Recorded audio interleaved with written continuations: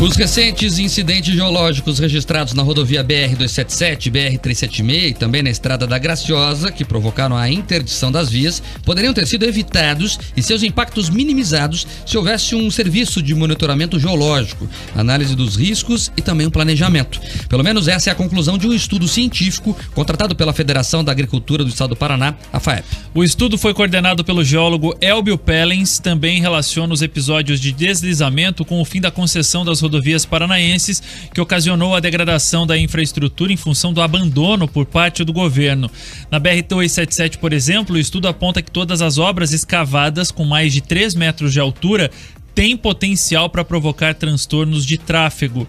Esse risco, no entanto, pode ser solucionado com medidas simples, como a pista lavada. O RN Opinião entrou em contato com os especialistas que fizeram a pesquisa. A gente vai ouvir agora o técnico Nilson Camargo, um dos responsáveis pela elaboração do relatório. Nilson explicou por que a FAEP resolveu analisar as condições da BR-277 e também da 376. O grande problema é que nós, do agronegócio, estamos sendo rigorosamente penados com isso, né? Pra vocês terem uma ideia, nós ficamos, quando houve o desmoronamento da barreira, nós ficamos com 1.000 caminhões parados para descer a Serra do Mar. Todos eles com carga, obviamente, para ir para o Porto de Paranaguá, né? E isso tudo é um prejuízo imenso para todos nós. Chegou-se a calcular 42 milhões de reais num dia só, o prejuízo que isso trouxe para os caminhoneiros, para o agronegócio, enfim, para todos nós. Aí a FAEP resolveu fazer um estudo a respeito desse assunto. Já sobre as conclusões obtidas, Nilson Rank destaca que as estradas que ligam a região metropolitana de Curitiba ao litoral precisam ser monitoradas de forma permanente. O problema que nós temos é o seguinte: nós precisamos fazer um monitoramento, uma análise de riscos e termos um sistema de alarme para que isso não seja traumatizado como foi dessa vez, né?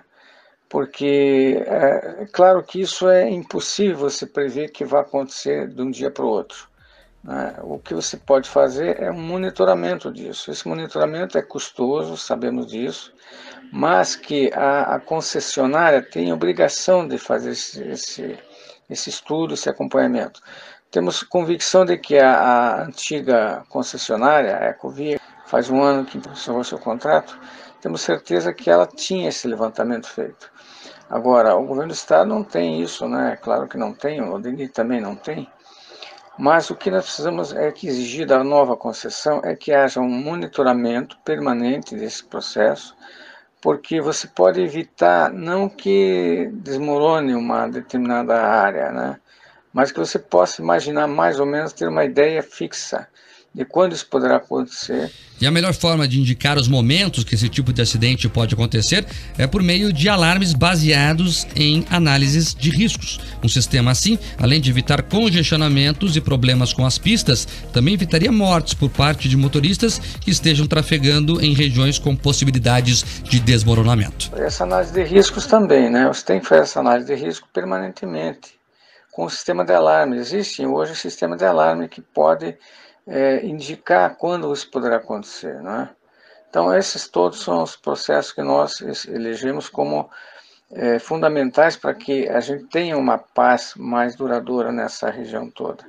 Claro, não é possível evitar que aconteça, mas quando acontecer, que a gente tenha uma solução mais rápida, não 60 dias como nós estamos tendo hoje, né? Aliás, não se tem previsão, né, de quando é que vai ter liberado essa rodovia. Nós vamos passar o ano novo, passa a entrar o ano de 2023 e não vamos ter esse problema resolvido, né? Então esse é o grande problema que nós temos hoje. Vamos lá. O estudo vem confirmar o que nós falamos aqui na Jovem Pan News, na RIC TV, nos veículos do Grupo RIC, que deveria haver alguma forma de monitorar. Em um primeiro momento, inclusive, algumas autoridades refutaram isso. Mas agora a gente vê que a ciência tem sim como prever acidentes como esses. E aí, o que falou o especialista na área, é um geólogo que está falando, não sou eu, não é a escola, é um geólogo que está falando. Olha, a Ecovia ficou 24 anos com a concessão da estrada. De fato, nunca aconteceu isso. Não nessa gravidade, pelo menos. Nunca ficou 2 meses a estrada fechada. Então, deveria haver algum sistema de monitoramento ou pelo menos, né, alguma forma de fazer os reparos de maneira mais rápida.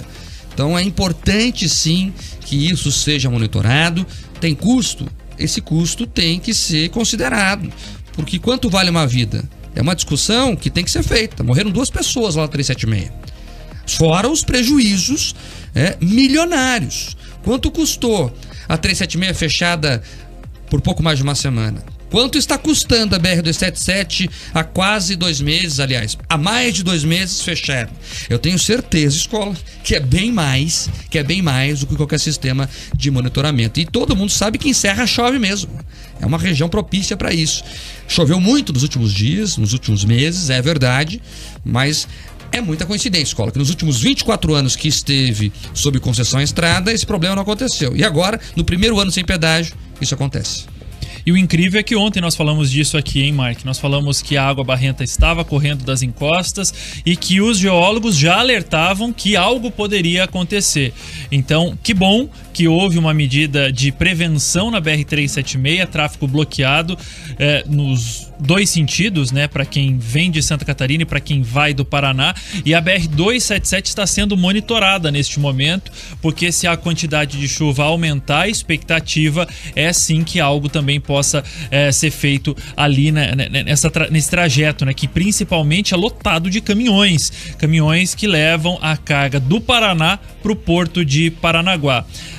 E é incrível, isso que você falou, nós passamos 24 anos com pedágio e se ficamos, sei lá, 3, 4 dias com problemas um pouco mais graves na serra, foi muito. Mas passar 2 meses e 6 dias nesse momento, estão fazendo a conta bem direitinha, inclusive, 14 de outubro, 20 de dezembro. 66 dias de rodovia problemática, pelo menos entre Paraná e... entre Curitiba e litoral. Agora, é importante falar que a obra de fato começou no último domingo, segundo o governador do estado. Então nós passamos aí 63 dias, né, tentando começar a obra. Isso que é uma obra emergencial. Se não fosse emergencial, então ficava para o ano que vem, certo?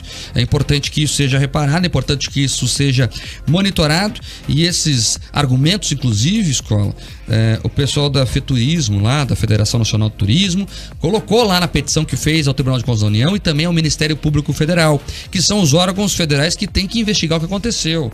Isso não pode ficar assim. Não é possível que a gente aceite prejuízos milionários, no caso da BR-277, para o setor de transporte, né? Quanto tempo as pessoas perderam das suas vidas nesses congestionamentos, quanto o setor do turismo perdeu, né? O comércio do litoral do estado perdeu, de braços cruzados, e acho que é normal. Não é normal.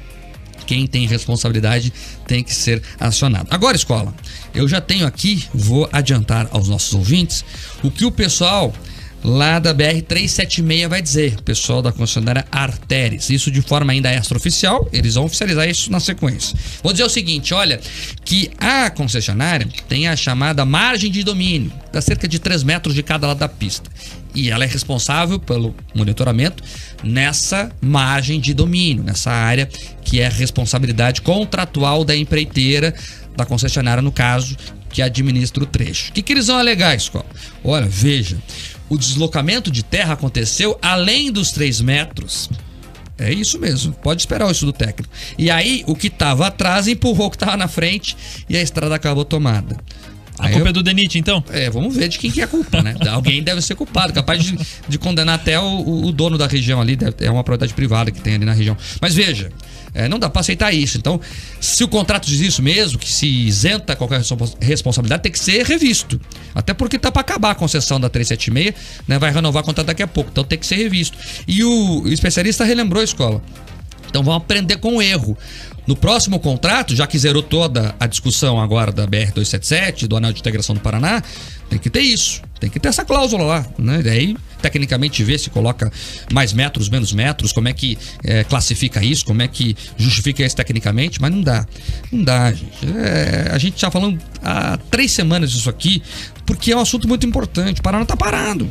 Nós não conseguimos chegar no litoral do estado, né? Tem carga na pista. Eu conversei, escola, esses dias com um executivo de uma grande distribuidora de bebidas nacional.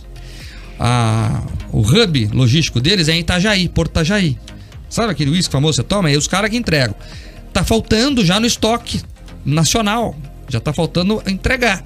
E ele não consegue ter uma entrega garantida, escola, porque a 376 está fechada todo esse tempo, ou pelo menos está com um problema ali do Sigapar, enfim. Então, daqui a pouco vamos começar a ter problema logístico, de fato, de abastecimento por causa desses bloqueios. E vale lembrar também uma coisa, Mike, que a gente esquece às vezes até do nosso passado recente, em algumas tragédias, que as concessionárias elas precisam de muito mais técnica e monitoramento para não só esse tipo de tragédia.